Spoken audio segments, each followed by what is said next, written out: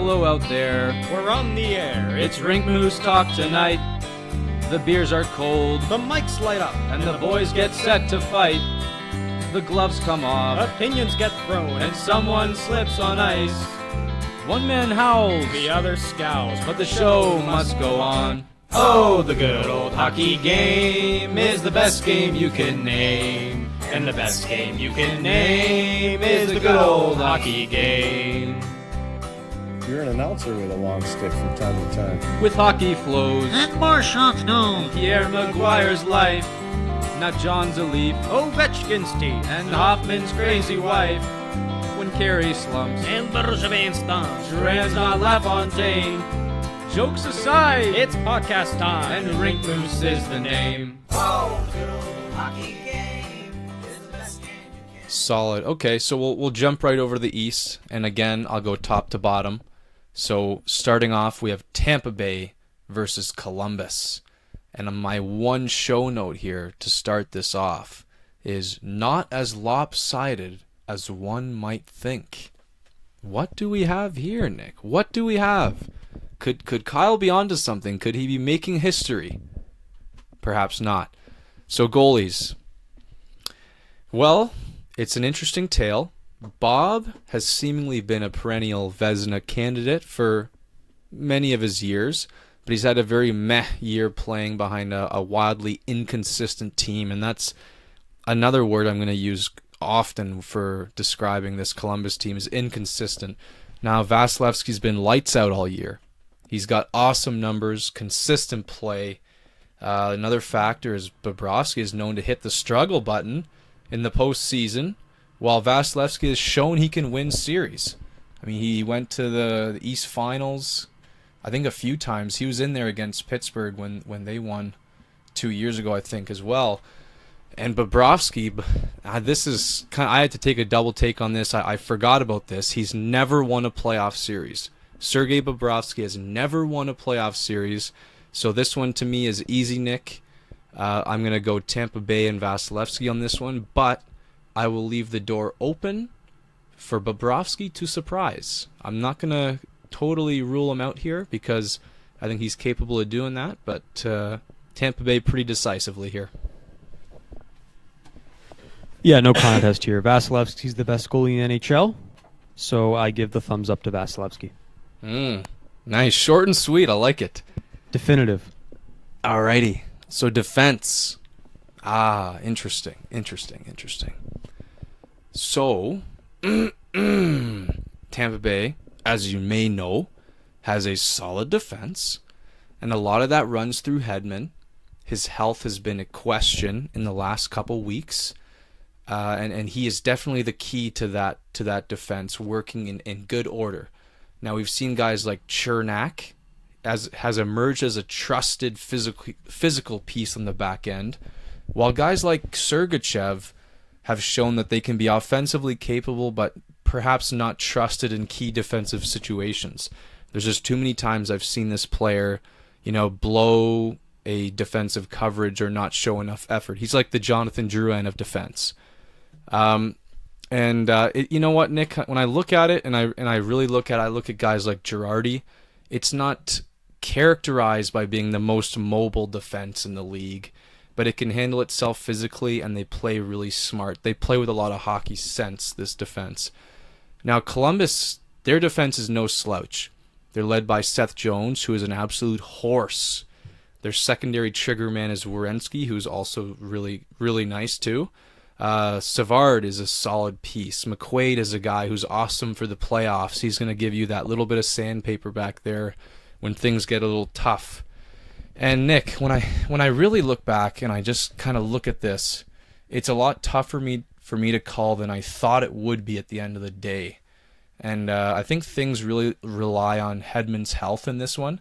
If he's running at half speed, Hedman, then I might say something else here, but Tampa's got the best penalty kill in the NHL. The thing we can't forget is Columbus is actually second.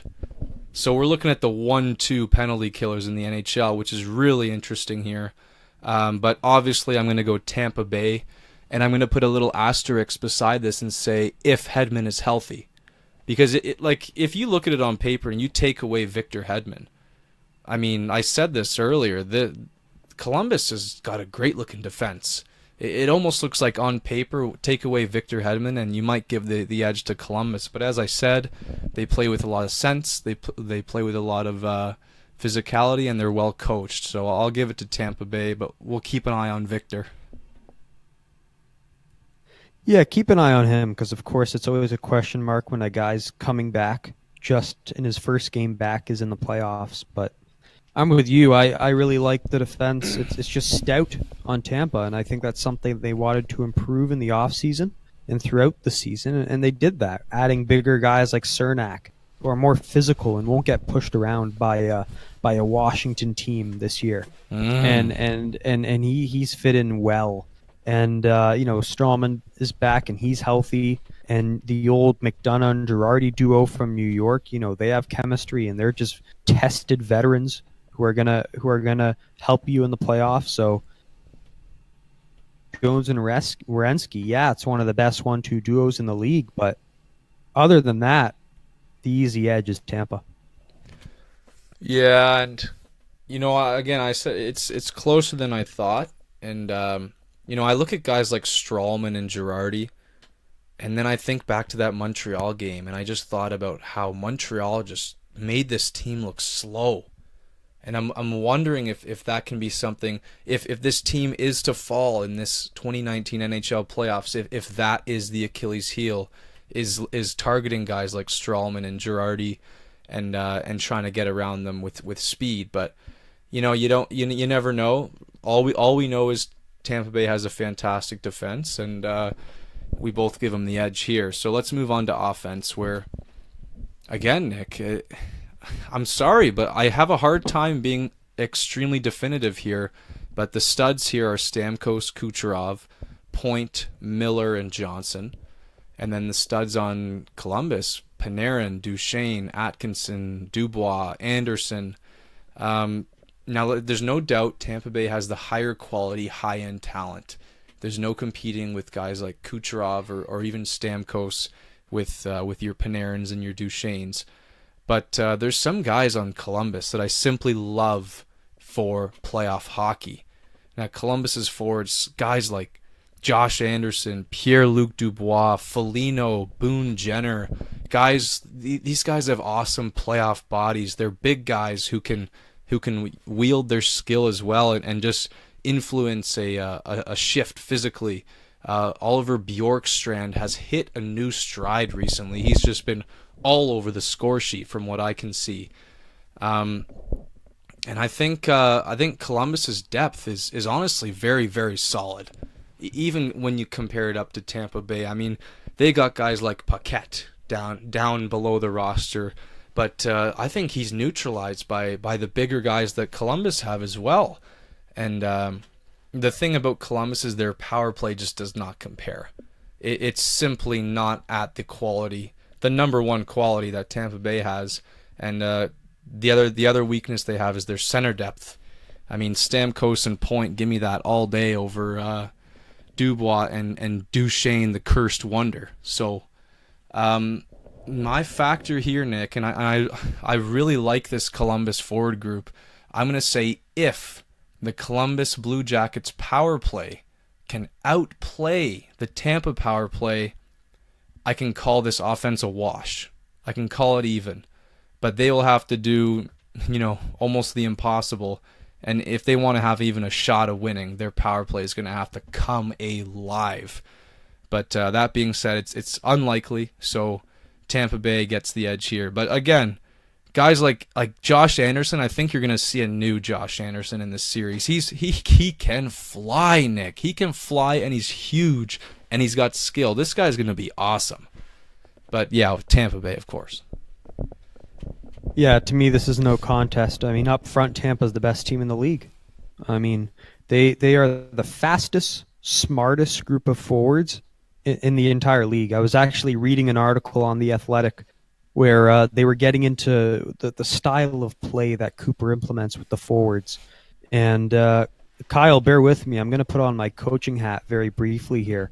Oh and boy. and I'm going to get into some technicality here. So what they do is they implement this system, and this was new to me, where the F3, their third forward, the centerman, what he does is oftentimes he plays up high when the puck's in the offensive zone, in the opposition's defensive zone, and because he's playing up high, the defenseman it allows them to pinch and take chances and know that the centerman's always there to back them up.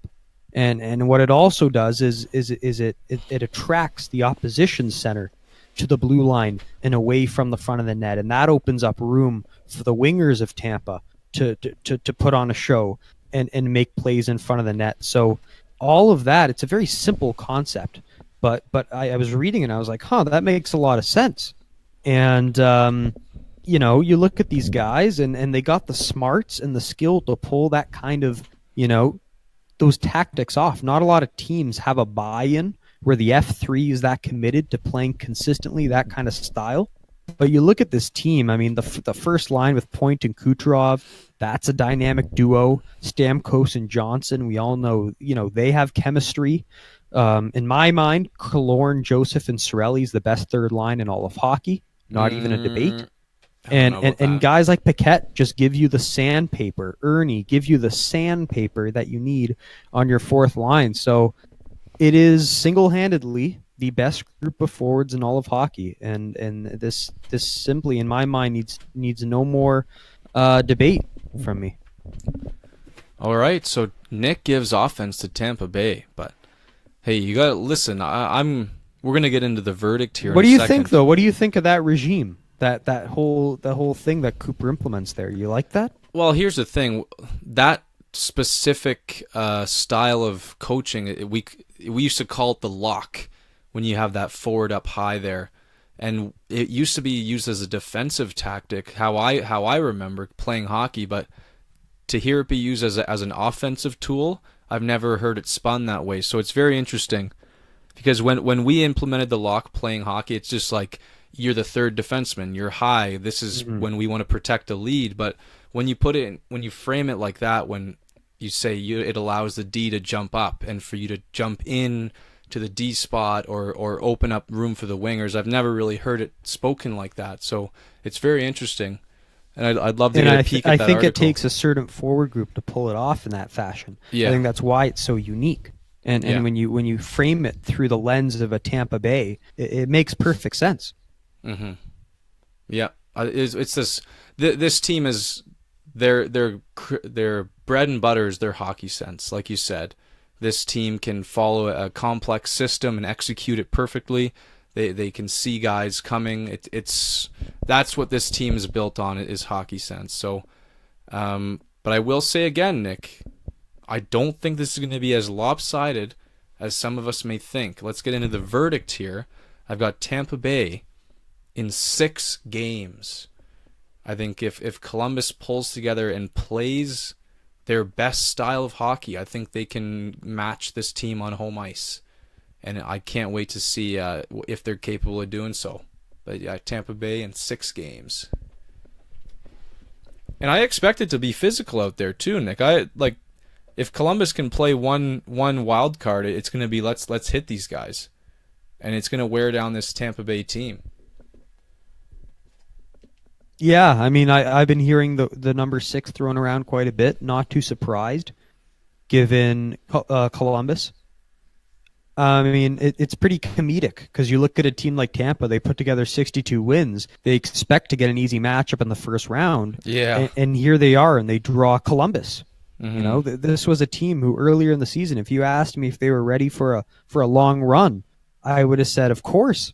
I love this team coming out of the Metro, but unfortunately, they hit a bit of a wall, and now they're in the Atlantic part of the bracket, and it's tough to pick a team against Tampa here. And it pains me to say it, but Tampa's going to win. And, I see this only going, 5 games. It's I don't even give it 6. I think it's just going to go 5. Tampa's going to win that 5th game at home, similarly to the New Jersey series last year. 5 games, Tampa. Wow. Well, I can't say I'm surprised, really, but I'm going to definitely keep a sharp eye on that one. But let's get into the real meat and potatoes of the East, Nick. The series that everyone's been waiting for months. Toronto versus Boston. Now, Nick, my show note here is the most unpredictable prediction as a Leafs fan. Let's get into this here. Goaltending. Oh, Jesus Christ. So Anderson, he's been pretty darn good all season long as a whole, posting .917, .281, and 38 wins. But it's his recent play that has stunk the bed. Now, if you look at Rask, actually, and people don't talk enough about this, he hasn't fared much better. He's had a .912, a .248 with 27 wins. And now we know Rask is coming out as the starter here, but there is a very real sense, and I heard it from Jack Edwards himself on TSN radio this morning. There's a very real sense in Boston that Rask is on a very short leash, and he said, do not be surprised if you see Halak in the next game after Rask, blows a couple goals.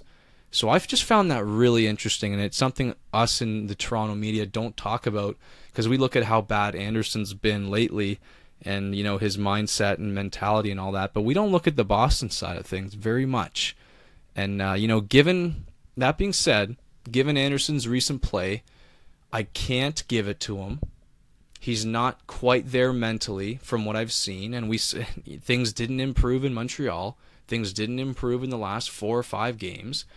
No matter how many ice baths this guy takes, he hasn't convinced me he's ready to be the guy they need him to be to make any noise in this series. So I'm going to give the edge to Boston here, but it's not by all that much, Nick.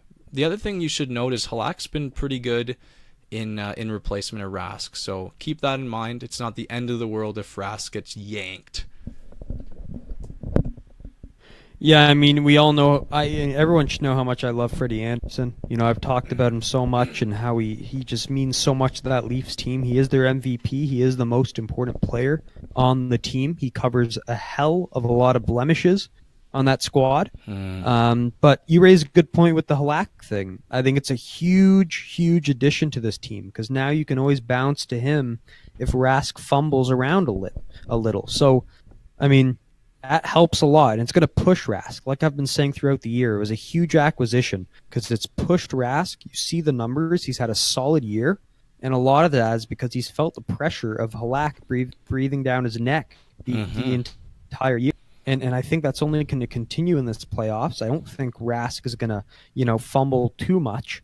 We might see Halak if that happens, but that won't be too bad of a scenario. Whereas the Leafs, there is no backup plan. We talked about this in last week's episode. If Freddie is fumble fucking the puck,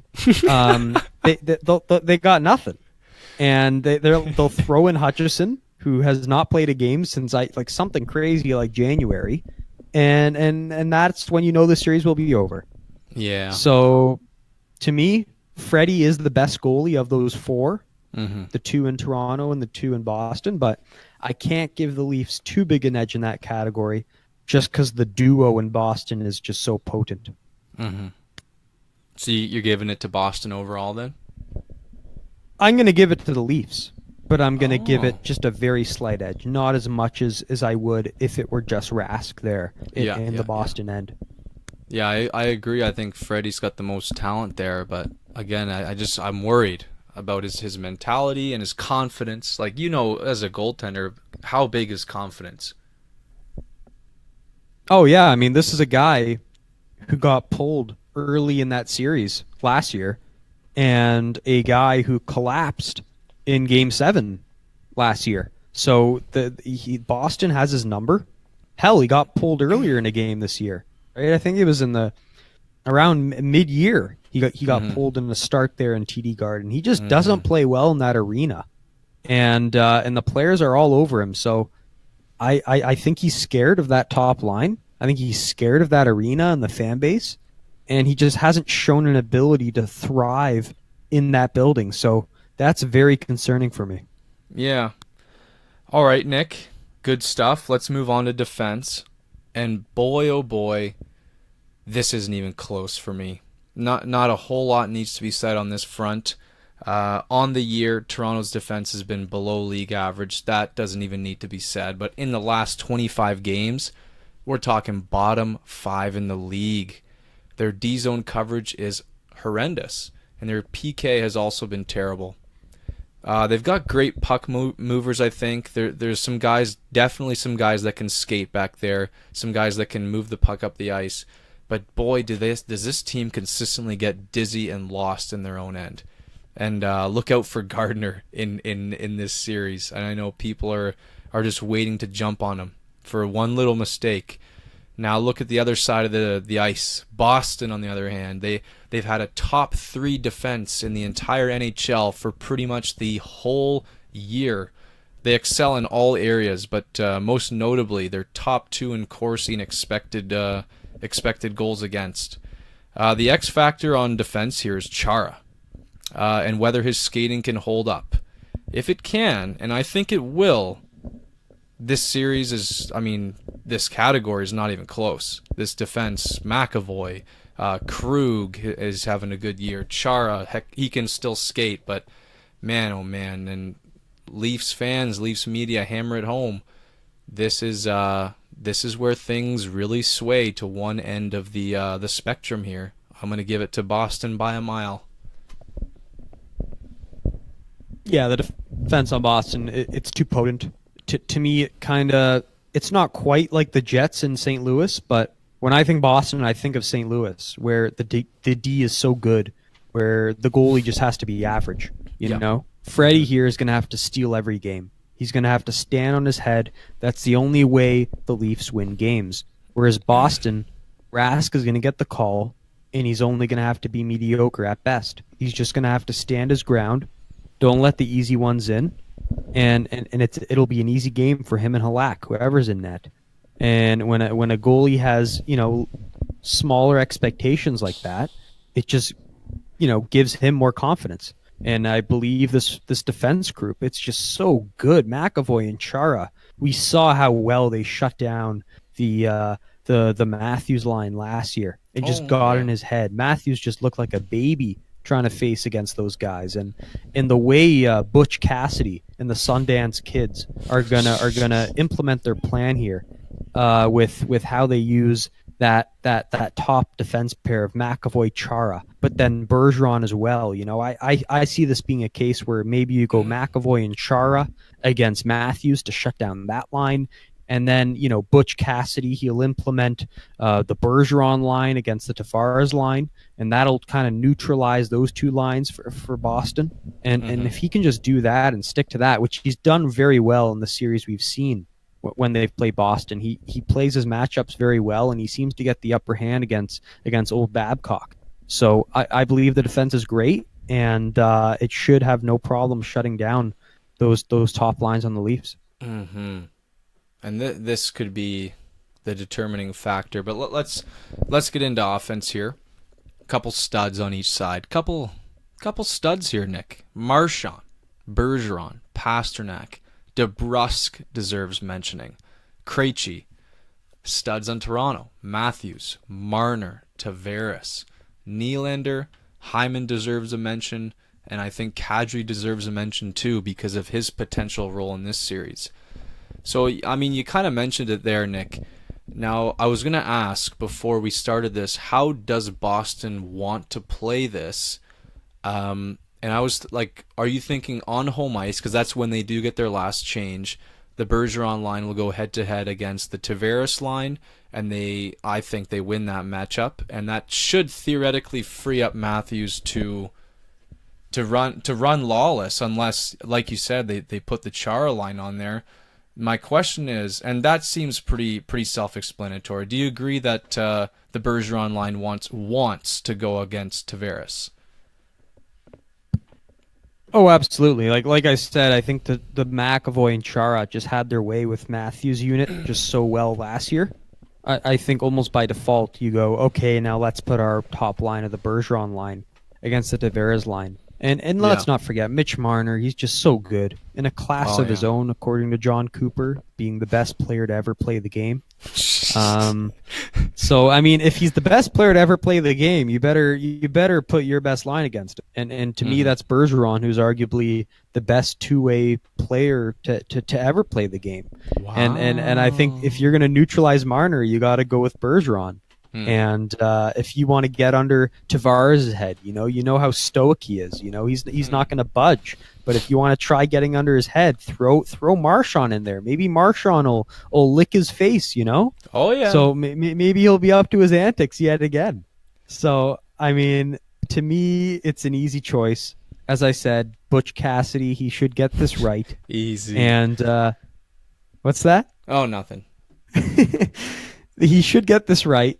And to me, the matchups are just lean in Boston's way, and then the third and fourth line that'll just take care of itself. But to me, the way Boston utilizes their matchup there, it's pretty self-explanatory in my mind. Now, Nick, if we flip this and we're in Leafs home ice, we're in the Scotiabank, how does ideally Toronto want to play this? Now, I said ideally Toronto keeps Tavares line away from Bergeron at all costs, but then do you go a step further, and some people were talking about this, do you build a shutdown line around the Kadri line to play that Bergeron line, or do you just forget about it and just play pure offense, just don't even worry about what's going on, keep Tavares away from Bergeron, and just let everything else play out? I got a new one for you. I think what you do is if you're Mike, you go 11-7. You dress 11 forward, 7 defensemen, and that lets you utilize and shift your Austin Matthews and your John Tavares and your Mitch Marners more often. You double shift them. You give them more ice time, and at the expense of a Freddie Gauthier or a Tyler Ennis, and that'll let you get around those matchups that Boston's going to try to implement.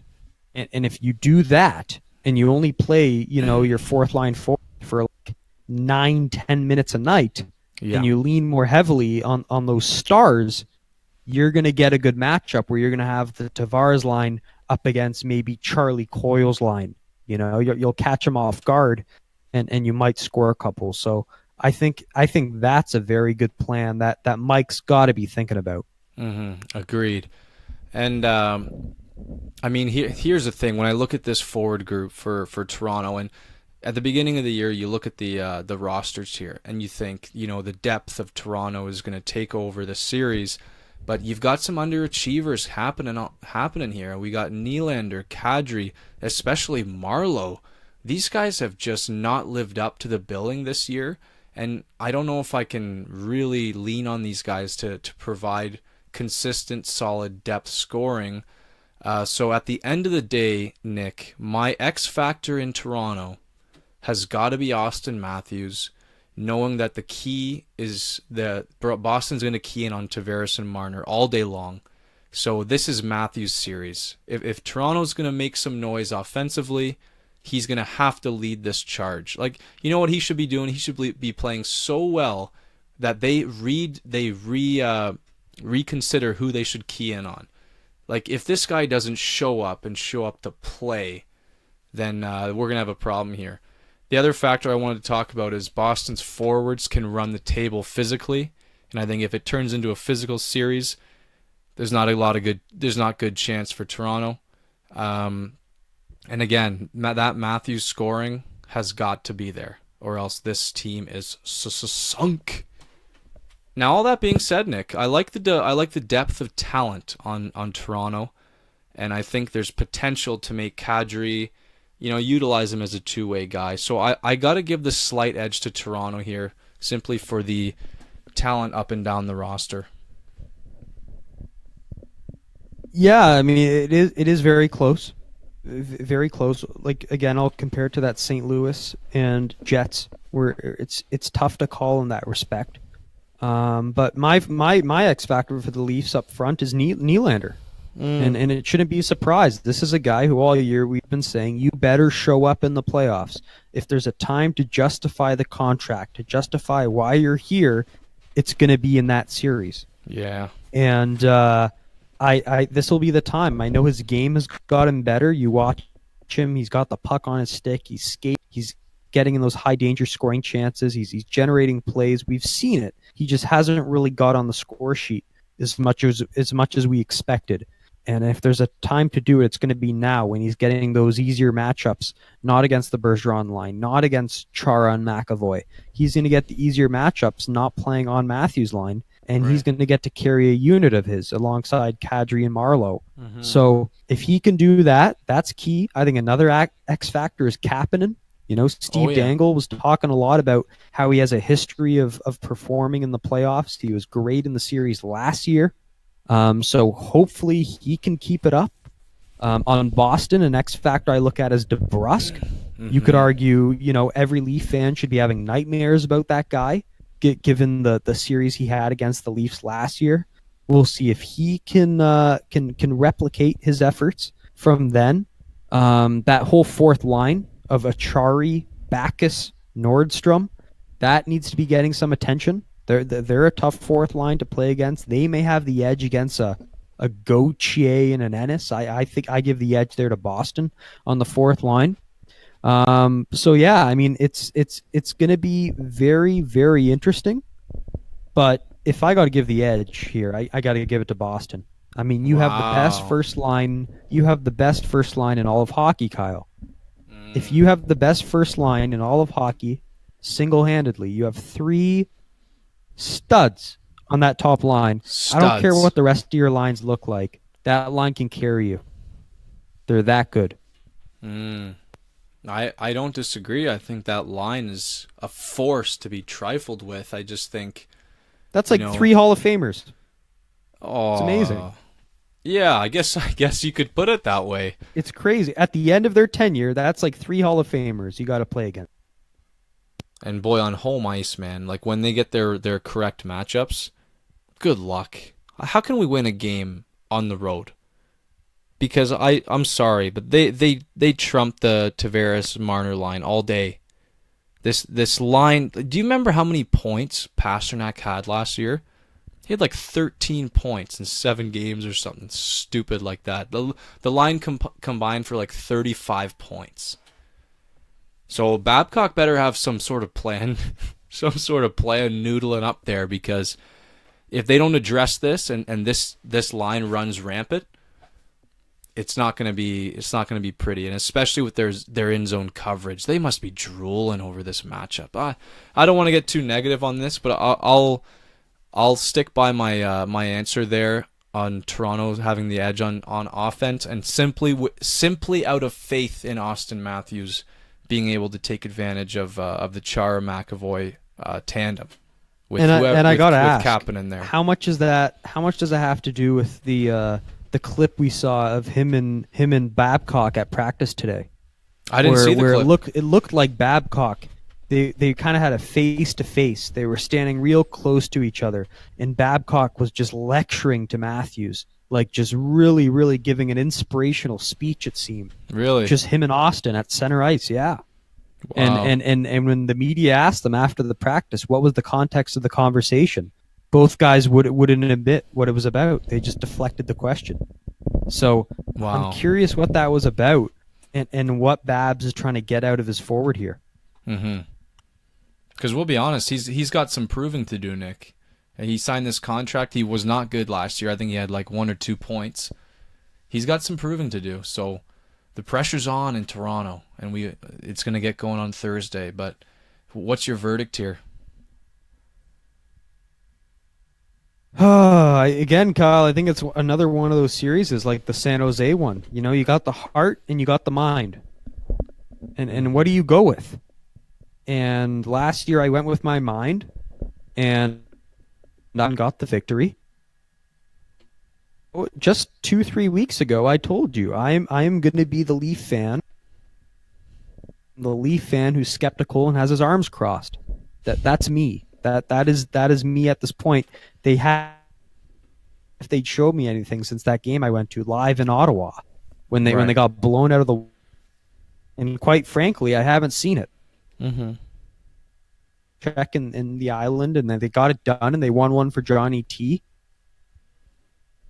Following game to the Hurricanes, and then they lost to Tampa, and then they lost to Montreal.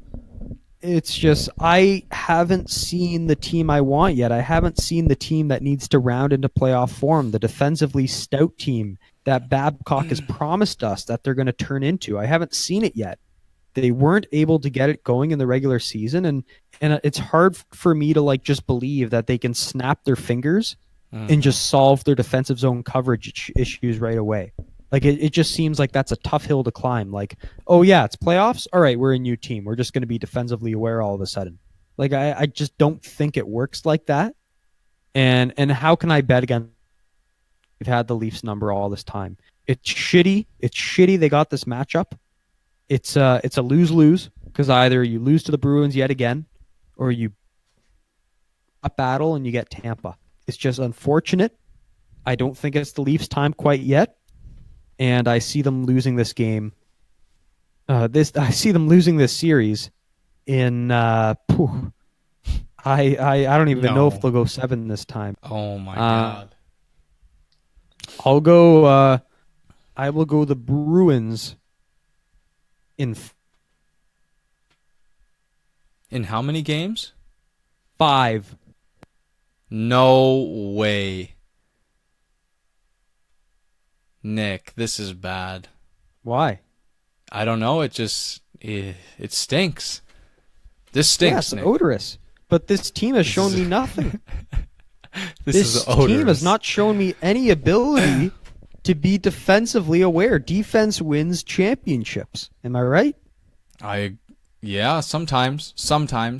Not all the time. Not all the time. Well, I know where you're going with this take. I assume you're going Leafs, so why don't you let the fans know what you're thinking? 7-game series, Nick, and I pick the Bruins. Oh, we suck. Rink Moose sucks. This what sucks. do you mean? You know what, Nick? I went into this episode with both my research and then hoping to hear your analysis as well. And I wanted to be convinced otherwise, but it almost just solidified my beliefs here. And I talked about the hockey gods. They don't even have that. They don't have the hockey gods on their side. They don't have karma. And then you look at the goaltending, and it was close for us. You look at the forwards, and it was close for us. I mean, I said Toronto, you said Boston. We had disagreed on both those things, but we both agreed the defense was not even close. And that's where we have our problem here, Nick. That's where we're going to lose the series. It's too lopsided. It's too lopsided. It's just too lopsided. Yeah, and the curse is real. The Boston curse and Freddie's mindset. Like you said it earlier, we're going to need Freddie on his head, standing on his head, to even have a chance. And it just doesn't seem possible that a man can do a 180 in 4 days, 5 days. It's not possible for a complete mental switch. So, sorry to say it, but we broke it down. It's just not going to happen this year. It's going to be Boston. Well, but again, I love thinking this way, right? Because either it's a win-win, right? Either I get the pick right, or I'm wrong, but I am happy to be wrong. Yeah. Given my Leafs move on. So yes. I took this stance last year, being the skeptic of the Leafs in the first round, and I'm going to do it again. And my hope is I'm wrong, but if I'm right, I'll be right, and I'll stick with my analysis, which was this team lacks. They have a defensive deficiency. They are not well built on the back end. They have not fixed their defensive zone coverage that Babcock promised he was going to fix, and B, they lack character. This Leafs team lacks character. Agree. There's no other way around it. And you need those two things. You need defense and you need character if you want to be a cup contender in my mind. It's a bunch of princesses. And you know what's really just super quick because we got to move on. Really interesting story I heard from Jack Edwards on the TSN radio. Like I said, he was talking about Bergeron and Marchand, and he said that Bergeron has been tasked with making Marchand a better person off the ice. And I was just like, what is this guy talking about? And apparently, and this literally happened, someone in either coaching or ownership or management said, Patrice, we want you to take Marchand under your wing, outside of the rink and just make him a better man. And I think that has shown through. And Marchand has a career year, and it just goes to show that this influence of Bergeron and this two-way guy, this character guy, this offensive guy, it knows no bounds. This guy is unbelievable talent, and he's my favorite player of the series. So yeah, it is what it is. But we got to move on here, Nick.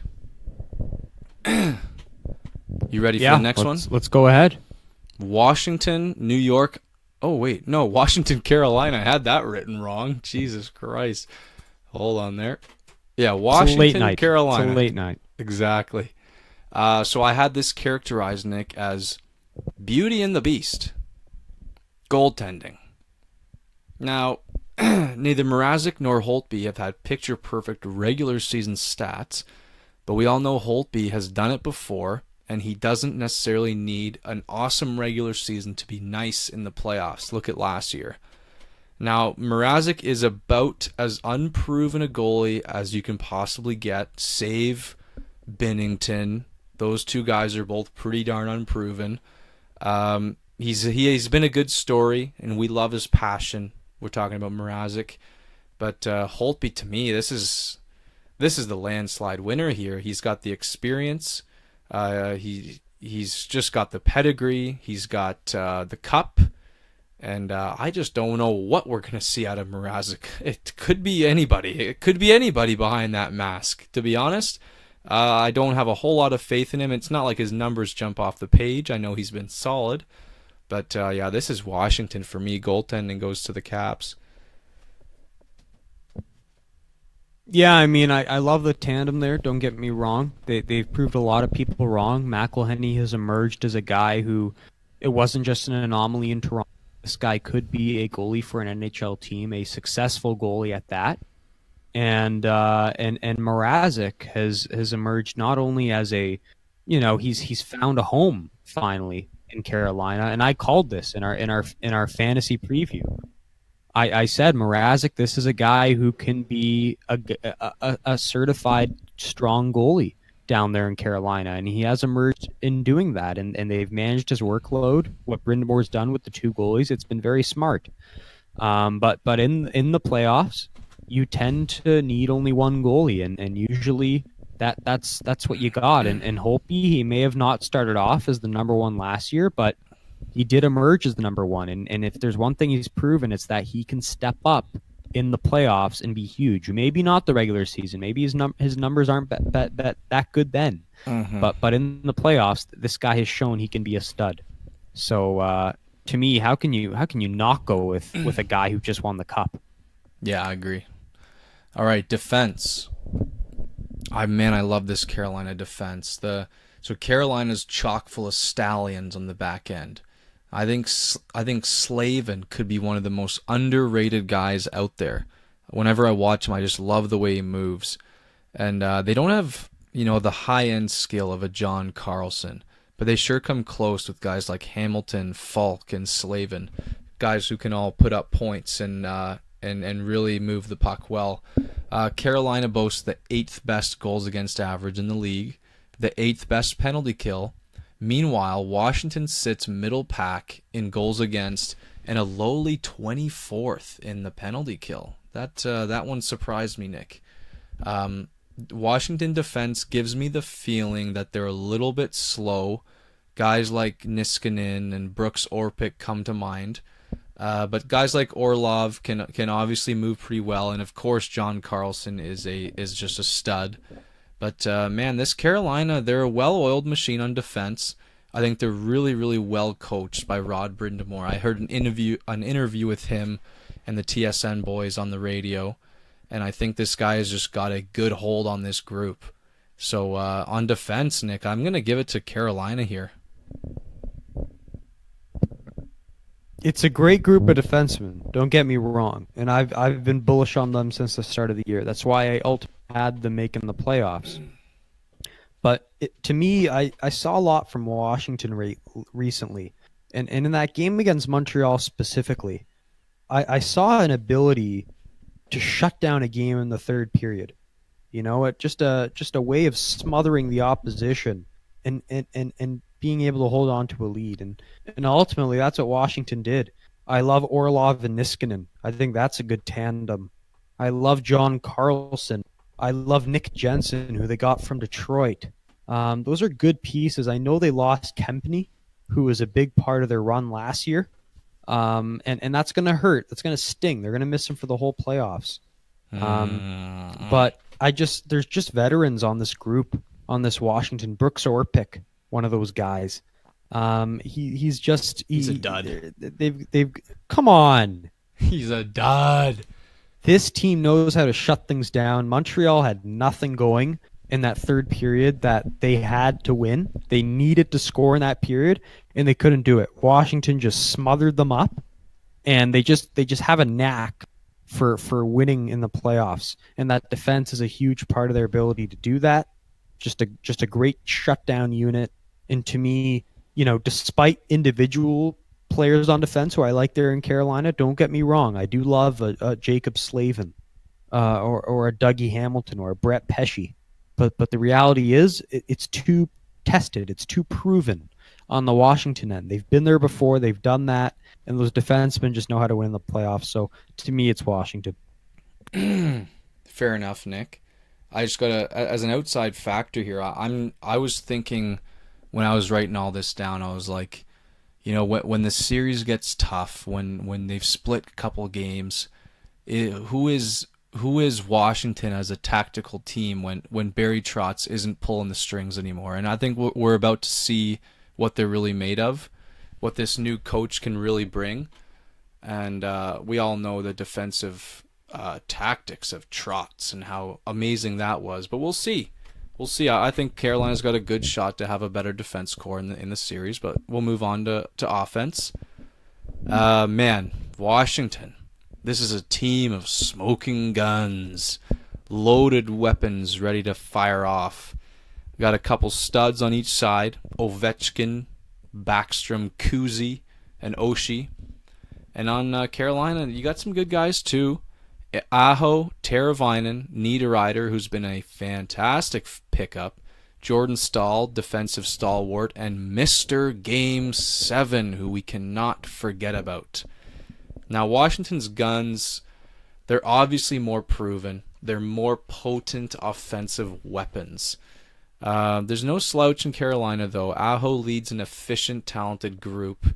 You got guys who can play multiple roles. We look at Stahl, who can be a really good shutdown centerman. They'll probably put him right up against that top line. Justin Williams, he provides a value that you can't really measure. You just never know. Williams could be a first-star guy on any given night in the playoffs. So you just can't discount a guy like that. Washington has the edge at the bottom of the roster, though, Nick, in terms of forward depth, and they can command physically. Lars Eller was fantastic last year. Verana is turning into a heck of a player. So yeah, their depth forwards, they really push them over the edge for me, and even on top of the offensive studs, like they just get it done in the forward group. And I think if there's one X factor to save Carolina offensively, and it's a long shot, don't get me wrong, but that's Andrei Svechnikov, just very talented young guy, unproven, but tons of raw skill. And he'll be very, very motivated to clash up and outscore Ovechkin. It'll never happen, but you'll see him try for it. And he's got a hell of a shot too. So offense is going to go pretty easily to the Capitals for me here. I mean, for me, Kyle, it comes down to how do you bet against a Warren Fogle? Oh, Come on. Yeah. I mean, Fogle, yeah, sure. He can be the X factor.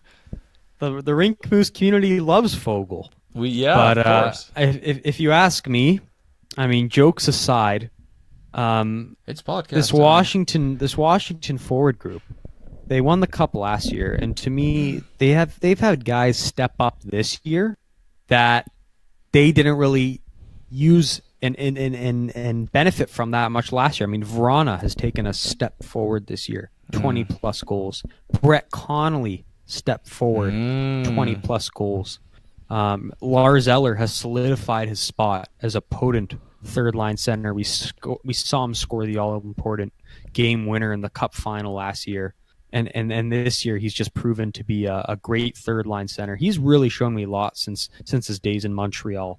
Carl Hagelin they traded from LA for. I didn't even know Carl Hagelin was on this team until I watched that game against Montreal the other night. And a guy like him, he's only going to help you in the playoffs given all the runs he's been on. Yeah. And of course the physicality. I mean, Tom Wilson on the first line with Backstrom and Ovechkin. You have that sandpaper there. Oshie, he can provide sandpaper on that second line. This team just knows how to push guys around and just ruffle feathers. And Carolina doesn't have that. Carolina is a bunch of just nice guys. They're good playing nice guys. And it's a good story, but unfortunately I think Washington, these guys, they're just going to have their way with these kids on Carolina, and got to give the forward edge to Washington. Agreed. So what do you got for your verdict here, Nick? I got Washington in I'm going to give it 5 games. Holy I think shit. I think Carolina, they're going to get a win. They're going to get a win at home. Maybe they'll get to have one storm surge if they want to do it down there in the arena, and all the fans there will get one nice game to celebrate. But this Washington team's no joke. They've been firing on all cylinders heading into the playoffs. They've been just so hot with wins over Montreal and wins over Tampa. They've shown me a lot that they weren't just sleeping all year. They kind of woke up at the end and are really starting to find their groove at the right time of the season. This one's an easy pick for me. Well, Nick, I'm a Washington hater, and I think we're both underestimating Carolina just a little bit because they've played some amazing hockey too down the stretch. So I'm going to give this one to the Capitals in 7 games. I think it'll be closer than we think. I think Carolina's defense is going to is going to make things a little more interesting, and I think that that poor Washington penalty kill can be a point that they can exploit to get some offense. And who knows? Maybe Mrazek has a good series and they push it to 7 games. But I think Carolina's got the character edge here, Nick.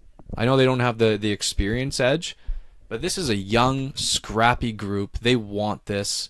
This fan base is going to be so behind this team. I mean, they're riding all the moral victories. Like if there's a hockey gods team, they're probably smiling on this team in particular. So I'll give Carolina the benefit of the doubt, and they're going to push it to 7. And they're going to go out in style and with pride. So that is my pick there. That's great. That's how it should be. Yeah. I'm the pessimist. I got arms crossed. Yeah, I'm soulless, and I want to cheer for this Carolina team, but I'm going to go the boring route. Okay. So, good on you though. That's a nice prediction. Yeah. So one more series here, last one, and then we'll get into our the rest of our picks here.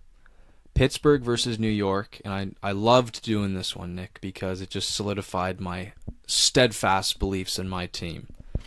So this really boils down to how much. Well, again, sorry, goaltending here. Goaltending really boils down to how much you value regular season stats. Now, I was willing to throw it away for San Jose on the defense, but let's dive in here a little bit. Leonard has had a Vezina caliber season playing behind a finely tuned defensive team. And don't get me wrong, Leonard's not a product fully of this system. He's been very good in his own right. Matt Murray has been there, done that in terms of winning cups. So that's what you're dealing with here. Matt Murray's had a pretty average regular season when you really boil it down. He's been better of late, but this sort of reminds me a little bit of Binnington versus Hellebuck in a small way, because Binnington has had the regular season to die for, and then Hellebuck has the experience. So in this case, Nick, I'm going to sway towards Murray in this case because he's a lot more proven. I think Leonard has been awesome and good for him, but hey, he's going to be facing a Pittsburgh offense here. And then when I look at the New York Islanders offense, which we'll get to in a bit, I don't think they have much of a chance here. So I'm going to pick the 2-time Cup winner. Give me experience. Give me Matt Murray. Yeah, I mean, it's a tough one, and It is. there's merit to both sides here. Mm-hmm. But ultimately, I'm a huge fan of what this tandem has done in the island, and that's have the best save percentage, as we said from the start of the show, in the entire league. If you have the best save percentage in the entire league, Kyle, you've got my attention. How can I not be with you? How can I bet against you? I think a big reason why is obviously the effect Mitch Korn, who they call the goaltending guru, has had on that team. Used to be Braden Holtby's old coach, and now he's the coach for the tandem there in the island. And the effect he's had on both those goalies has been really something. Not to mention, Robin Leonard has God on his side as the Masterton Award winner. It's the most compelling story in all of hockey, and I think he can really use that to his advantage. I think the hockey gods are with him, and to me, how can I bet against that tandem? I just love everything about it. Yeah, I mean, you said it. This could go either way, and I totally see where you're coming from here, but we will agree to disagree there, and we'll move on to defense. So yeah, this is relatively self-explanatory because, on the year, New York Islanders have obviously been juggernauts.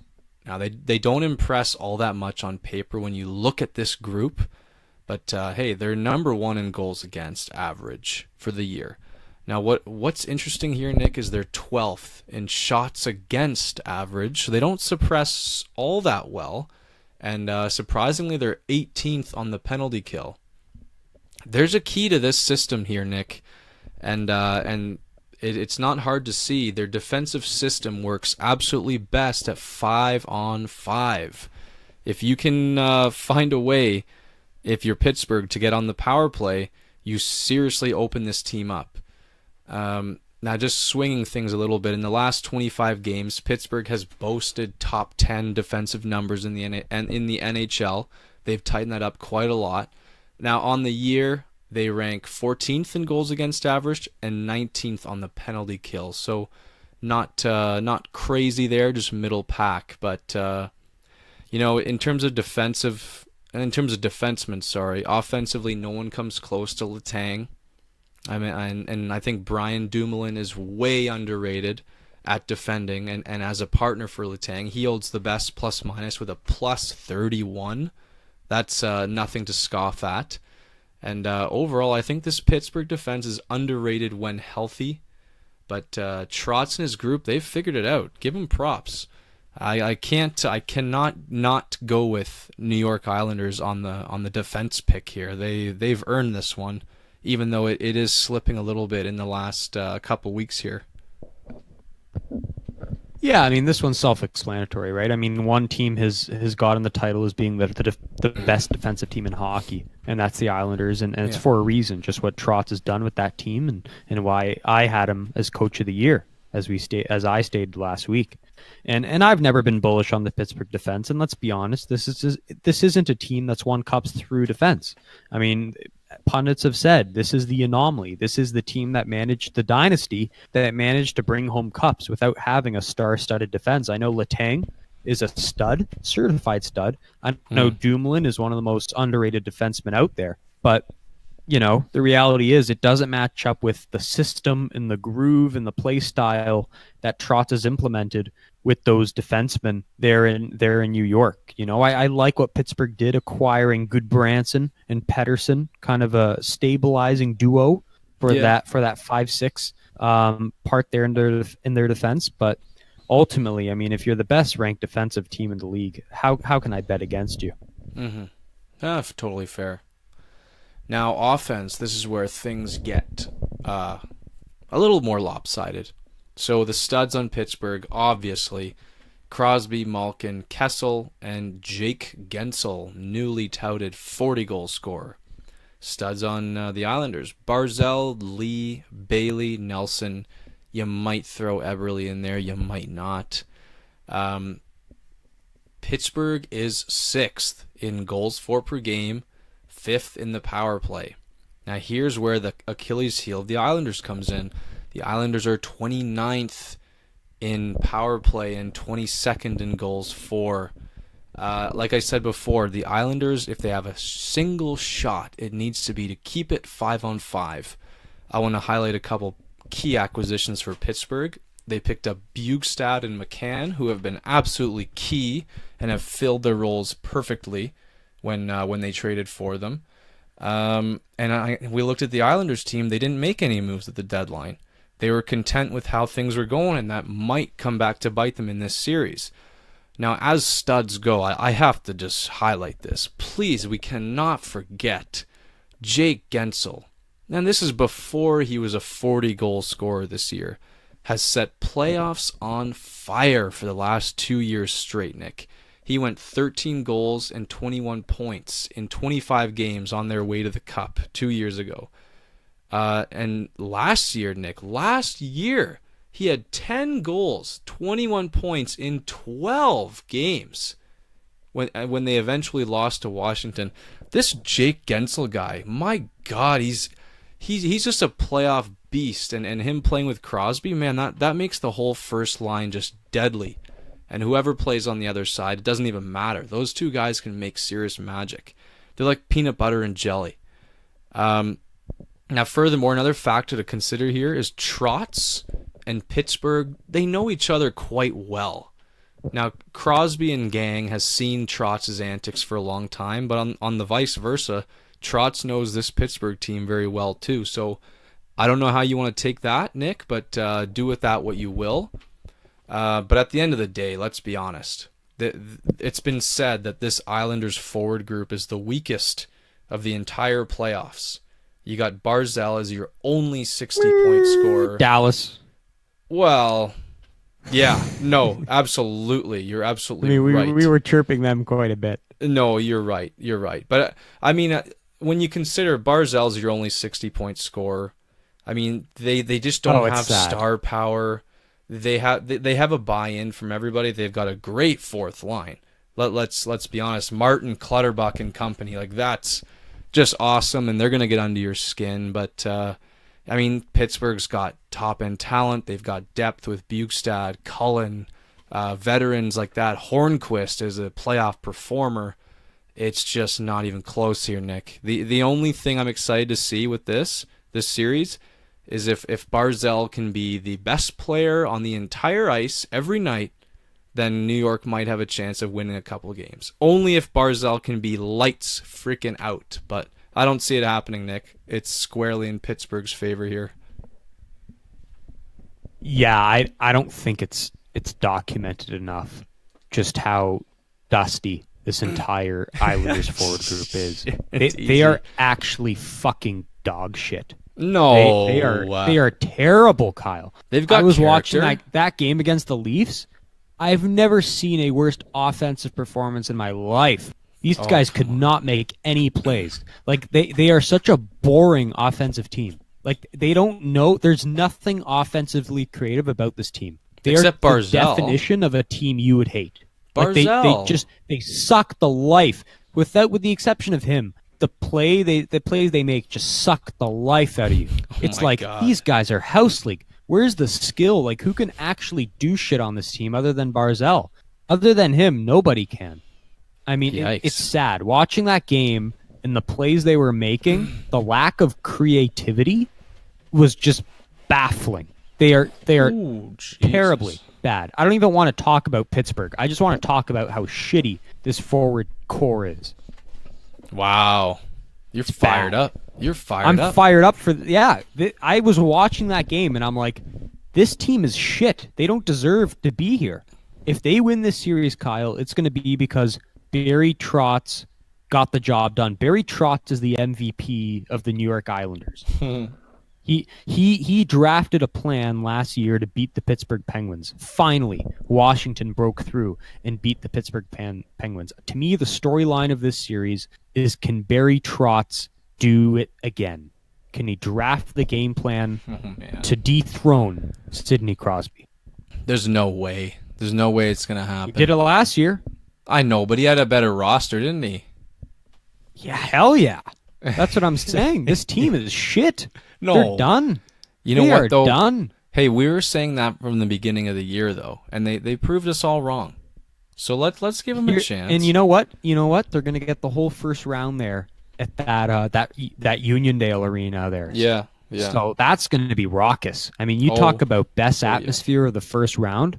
That's going to be a tough place to win. I mean, they're at least going to win a game. You figure they're going to win one game there, maybe two. So it's not going to be a short series by any stretch. Oh, It's just, I mean, how can you bet against Crosby? I mean, when's the last time Crosby's Penguins got knocked out in the first round? It doesn't happen. yeah, it's been a while. He finds a way. He finds a way. He's too cerebral. He has too much work ethic. He's too much of a tryhard to lose in the first round. You can't use the word try hard. Yes, when I you're talking can. about, The guy 'cause doesn't take everybody- any vacation in the off. He doesn't take any vacation in the off season. He just I'm trains. sure he does. The day after he's eliminated, he just goes into training. He's like No. Magoni. He's Oh the my- Magone of the NHL. I thought that was Tavares. Yeah, he's got a bit of Tavares in him too. But man, like Crosby and Tavares, those guys they don't give a fuck about anything other than hockey. They just go at it. I'd like to believe that, Nick. But honestly, the most exciting thing about this series for me, because I know it's going to be a wash. Like my prediction is Pittsburgh in 5, and I think New York's going to try to make it boring. But my most excited thing about this is seeing Barzal in playoff form. Like, that's going to be fun to watch. The guy's electric. I can't wait to see him like that. But it's just going to be for fun watching because Pittsburgh's going to clean up here with ease. Yeah, Could be a sweep. I agree. The bubble's bursting on this season for this team. Yeah, And- I mean, it was only a matter of time, and it's been a great run Mm-hmm. on ET, and they're going to have a playoffs, and those fans are hopefully going to have a game to win. Good for them. Yeah, good for them. But in the end, much like Carolina, it's a fun Cinderella story, but it has to end inevitably. Mm-hmm. And to me, I can't see Pittsburgh winning the series in the island. So I'll go Pittsburgh in 6. Okay, sure. Make it difficult, why don't you? Or actually, who has home ice? It's the Islanders who have home ice. Oh, yeah. Okay, yeah, Pittsburgh in 6. Yeah, okay. All right, well, Nick, that's it. That's all 8 series. My God, it's been a hell of a ride, and we've still doozy. got our bracket to do. But this shouldn't take long. So what we're going to do, guys, is we're going to recap, obviously, how our first round picks went, and then we're going to go second round, conference finals, and Stanley Cups. Again, starting with the West. So, Nick, do you want to kick this off? Yeah, this will be easy. I mean, what do you want me to do? You want second round? Just second round? What do you want here? Yeah, go through your whole first round again, and then I'll go through my whole first round, and then we'll go from there. All right. So yeah, I had Nashville beating Dallas, and I had St. Louis beating Winnipeg. So I got that the city from Missouri against the city from Tennessee, going at it, and what should be an amazing series, should get the fans into it.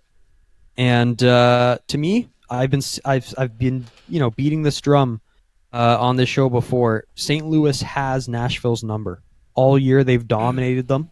And I don't see things being different here. St. Louis moves on. In the other part of the bracket, I have Calgary advancing past Colorado, much to Lame. Kyle's dismay. Lame. And I have Vegas passing by San Jose. And hey, I'll tell you what, if I have Vegas passing San Jose, it must say something about how much I like Vegas. Yeah. will beat this Calgary team. The only question mark I have is when you have these marquee matchups in the first round, whether it and San Jose, or if it's Toronto and Boston, they tend so they have nothing left. And so if there's an X factor here, it's that Calgary will have an easier route with the less physically, inclined team being the Avalanche. And that might leave the window for Calgary to win. So I wouldn't be surprised if Calgary can find a way to the West Final, but I'm going to stick with my guns. I'm going to go Vegas. I guess the East here, Tampa advancing past Columbus. I got Boston advancing past Toronto. And this one is going to be a great one yet again. I mean, we saw Boston. They ran out of energy last year against Tampa. And I assume the same will be the case here. I expect a quick exit by Tampa against Columbus. They won't mess around. And it'll be a great series. But again, I have too much faith in that Tampa team. They're the smartest team in the NHL, and they're going to move on. And the other side of the bracket, it's going to be great. It's going to be Crosby and Ovi 2.0. And to me, I'm going to go Washington. You're fucked. You are fucked. No, I'm not. I mean, You are. That's how I see it. This is wrong. We'll get into it when that round comes around, but you're wrong. Wrong. you think he can do it 2 years in a row? No one beats Sid 2 years in a row. I think that team is very talented. You don't think Sid has been sitting up all night, all summer, going over tape and just going, yep, that's what I did wrong. That's what I'm going to do next time. Like, this guy's figured it out. There's no way. It's not happening. We'll No see. chance. No chance. All right. So you went through your second rounds. So Yeah, what do you got? So you have your conference final set on each side. I'll give you mine. So I don't have my conference final. yeah, you do. You have St. All right, Louis. yeah, I versus- guess I do. Yeah. Yeah, you had Calgary beating Vegas, right? No. Oh, okay, gotcha. Vegas versus. Okay, cool. All right, so I'll start at the top there in the West. I've got obviously Colorado beating Calgary. I explained that one. Vegas will meet Colorado in the second round. And this is where my Cinderella story comes to an end, Nick. I think Colorado's going to put up a heck of a fight, but I think Vegas ultimately has the upper hand in that series. So I've got Vegas going to the conference finals. Then obviously we have Nashville beating Dallas, and we have Winnipeg beating St. Louis. So that Nashville-Winnipeg series is going to be a rematch, and boy, oh boy, is that going to be a tough series for both teams. But at the end of the day, I think Winnipeg will win out with their, they're going to finally be healthy at that time. Well, you're going to see Josh Morrissey finally get some games in. Bufflin's going to get some games in. And ideally, hopefully, they don't get too beat up by St. Louis. And then they're going to meet Vegas in the conference finals. So A Winnipeg, rematch. yes, Winnipeg, Vegas in the finals. In my East, obviously Tampa is going to face Boston in that bracket there. And I'm going to have Tampa beating Boston, but I think this one goes 7, Nick. 7. Because I think Boston's got a hell of a fight to kick up. And I know Toronto's not going to be that physically imposing. So Boston's going to kick up a hell of a fight, but they're going to lose out to Tampa Bay. And obviously the perennial, every single year, Washington versus Pittsburgh series, I hate it at this point. I don't like seeing this series because I think they're too physical with Crosby. I don't like it. I've written to the league. Gary has received many letters from me. But Pittsburgh will dispatch the defending Cup champions in 6 games because fuck Washington. I hate them. So that's my conference finals. I have Tampa Bay, Pittsburgh, and Vegas, Winnipeg. And who's in your finals, Nick?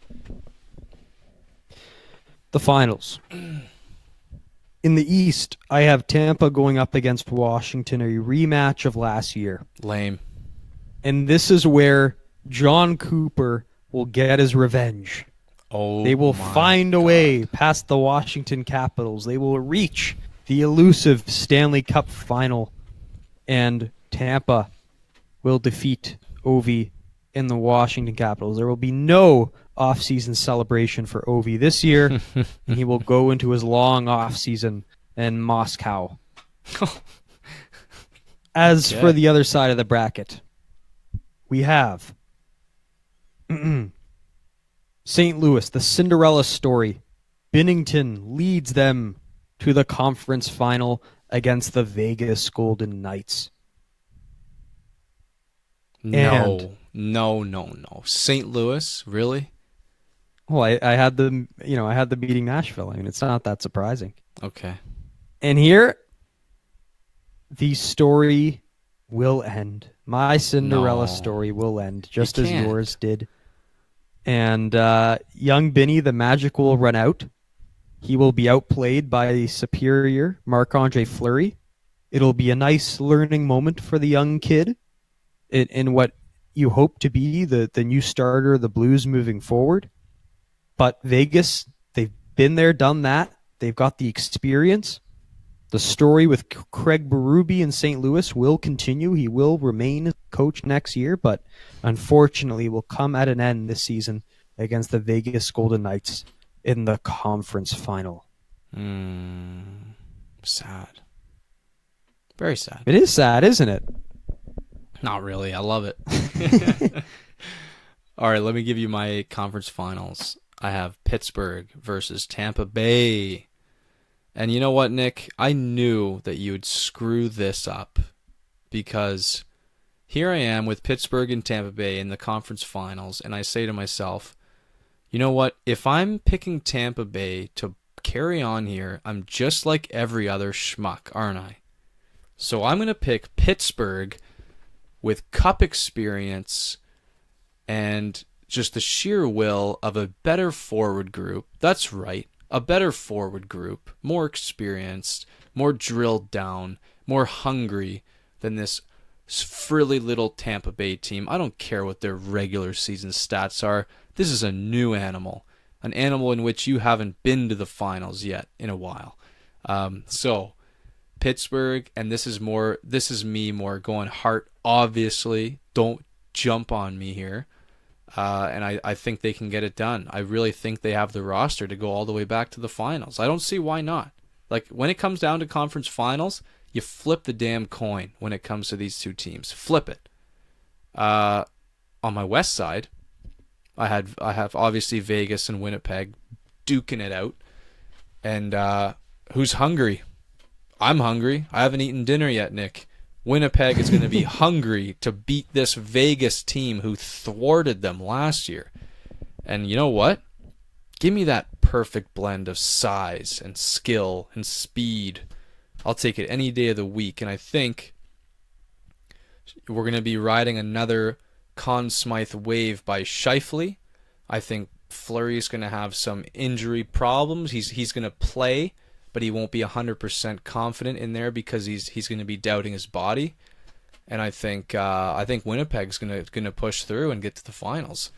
So for I think the second year in a row here, Nick, I got Winnipeg and Pittsburgh meeting in the finals, and that's where I'm at. So you're up. You're up. Hey, this is a great final I got set up here. It's Vegas and it's Tampa. I that's great. Much to Kyle's chagrin, two southern markets, Lame. Southeast Coast and the Southwest Coast, undeserving in his mind, but in my opinion, the two best teams in hockey.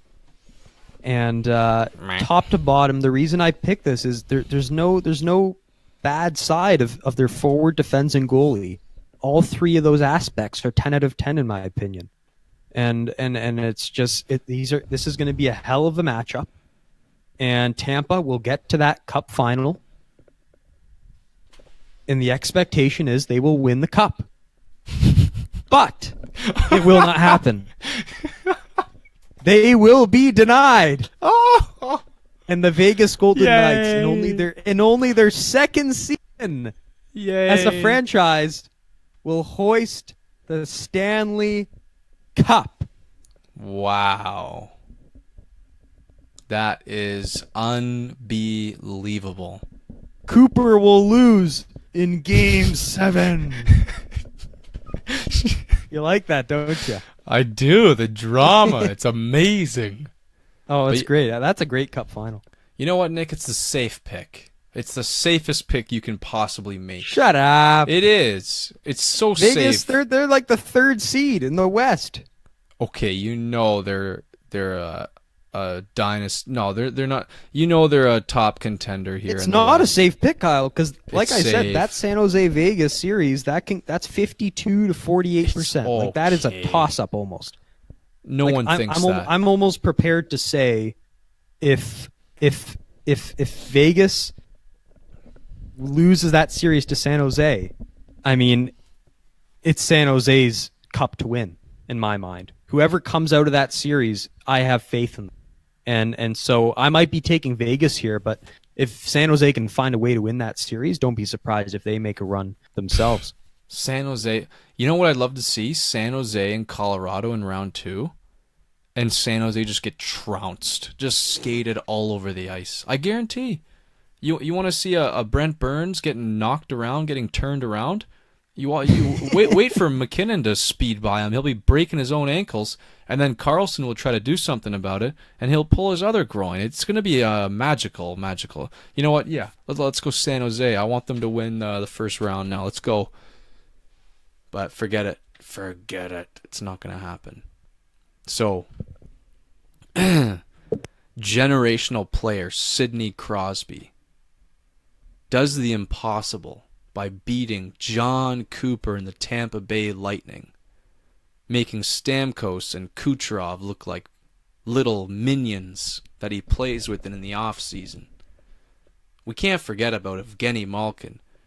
He's actually leading the team in points quietly, while Sid and Jake Gensel take the spotlight on the first line. Malkin's having one of those Conn Smythe type seasons. But there's another guy having a good season out here. His name's Mark Scheifele. And he's got character through the roof. In fact, I think he's got the second best character in this final, right behind Sid and all his cups. I think Blake Wheeler is the best leader in this final.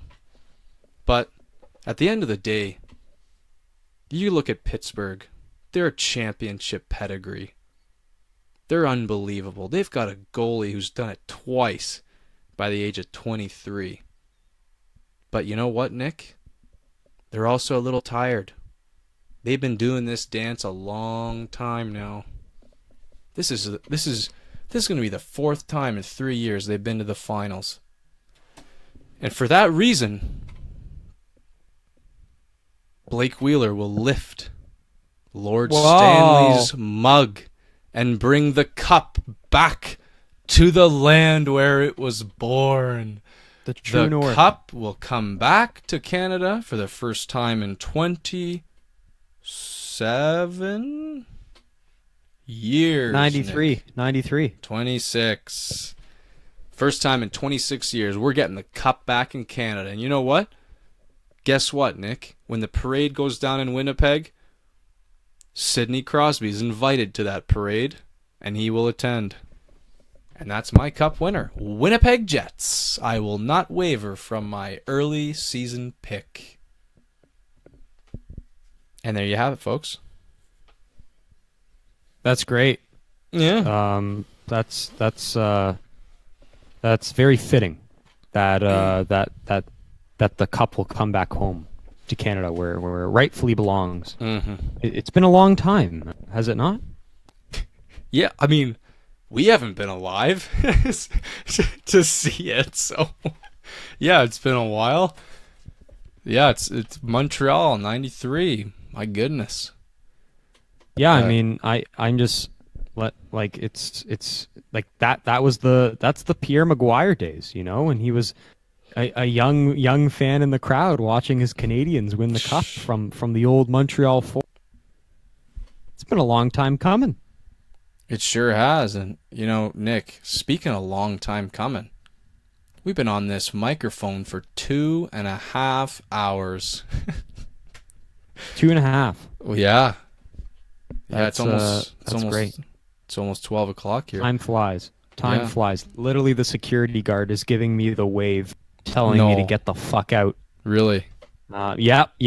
He is. Yep, he is not joking around. Okay, well, give him the thumbs up for me. Yeah, I did. I did. He duly noted. Okay, perfect. Well, on that note, Mr. Security Guard, it's been a pleasure. Welcome to the playoffs, folks. The dance has begun, and this is Rink Moose signing off.